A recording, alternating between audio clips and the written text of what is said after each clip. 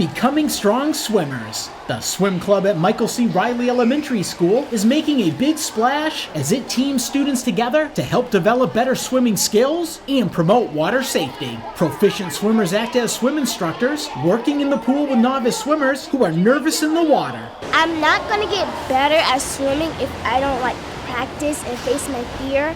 So that's why I joined up in swimming club to face my fear and start swimming more. In some parts of a pool, like the deep end, I can't really touch the floor and I feel like I'm gonna drown. Before the students get in the pool, they ask their swim instructors questions so they're comfortable swimming together. I just think it gives them that one-on-one interaction, and I think that they trust their peers.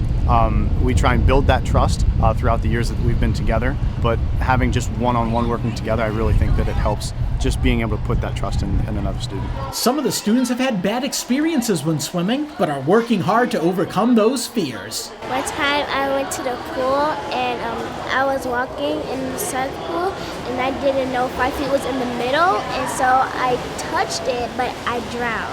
And so my mom came in the pool and saved me. I didn't want to give up and I wanted to try since I don't go to the pool that much normally, and this is my chance and I wanted to take it. When in the water, the student swim instructors follow a list of water safety skills they're teaching to their swim buddies. I like helping out people, making them laugh sometimes, teaching them because they could be better, and I would like to give them that opportunity. The kids really like working together and are having fun as they become better swimmers. Going underwater, I really like that, going under and seeing when my goggles on.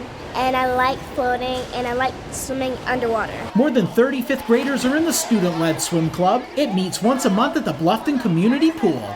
In Bluffton, Ron Lopes, Beaufort County School District. Get her moving. Good job. Well done.